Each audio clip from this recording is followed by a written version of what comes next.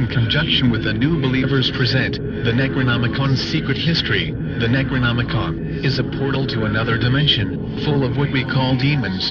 It is a gateway to a terrifying evil so powerful, anyone trying to use the book is almost certainly doomed. Lovecraft claimed to have invented it in his stories in 1922, and this belief is widely accepted, but the truth is its secret history goes way back to 730 AD, and was written in Damascus by Abdul el-Hazard.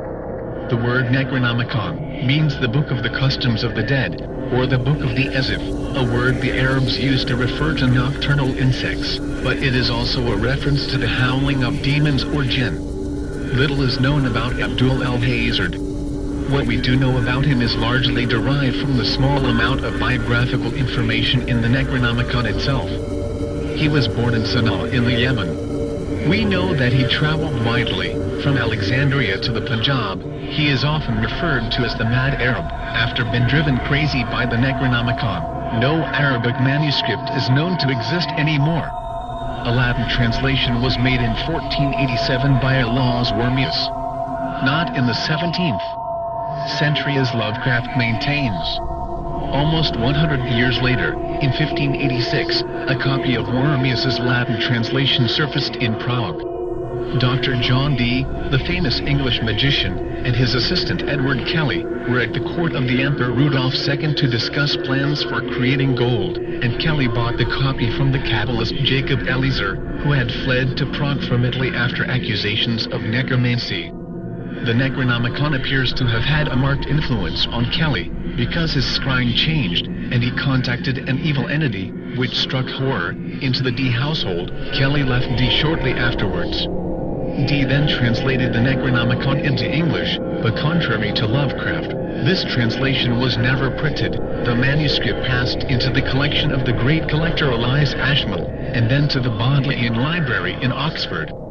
Why did the novelist H.P. Lovecraft claim to have invented the Necronomicon? The answer to this interesting question lies in two people, the evil magician Aleister Crowley and Sonia Green. There is no question that Crowley had Dee's translation of the Necronomicon, probably while researching Dee's papers.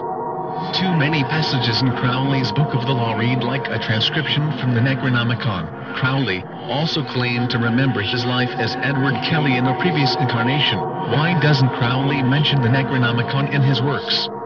He was surprisingly reticent about his real sources. There is a strong suspicion that 777, which Crowley claimed to have written, was largely plagiarized from the Necronomicon. I suspect that the Necronomicon became an embarrassment to Crowley when he realized the extent to which he had unconsciously incorporated passages from it into the Book of the Law. In 1918 Crowley was in New York. As always, he was trying to establish his literary reputation. Sonia Green was a Jewish emigre with literary ambitions, and she had joined the Walker's Sunrise Club. It was there that she first encountered Crowley, who had been invited to give a talk. They met again on an irregular basis for some months. In 1921 Sonia Green met the novelist H.P. Lovecraft, and in that same year Lovecraft published the first novel, The Nameless City, where he mentions Abdul el-Hazard. In 1922 he first mentions the Necronomicon in The Hound. On March 3, 1924, H.P. Lovecraft and Sonia Green are married. We do not know what Crowley told Sonia Green, and we do not know what Sonia told Lovecraft. However, consider the following quotation from The Call of Cthulhu 1926, the cult would never die until the stars came right again, and the secret priests would take Cthulhu from his tomb to revive his subjects and resume his rule of Earth. The time would be easy to know, for then mankind would have become as the great old ones, free and wild, and beyond good and evil, with laws and morals thrown aside and all men shouting and killing and reveling in joy. Then the liberated elders would teach them new ways to shout and kill and revel and enjoy themselves, and all earth would flame with a holocaust of ecstasy and freedom. It may be brief, it may be mangled, but it is the undeniable ring of Crowley's Book of the Law. It is easy to imagine a situation where Sonia and Lovecraft are laughing and talking in a firelit room about a new story, and Sonia introduces some ideas based on what Crowley had told her. She wouldn't even have to mention Crowley, just enough of the ideas to spark Lovecraft's imagination. There is no evidence that Lovecraft ever saw the Necronomicon, or even knew that the book existed. His Necronomicon is remarkably close to the spirit of the original, but the details are pure invention, as one would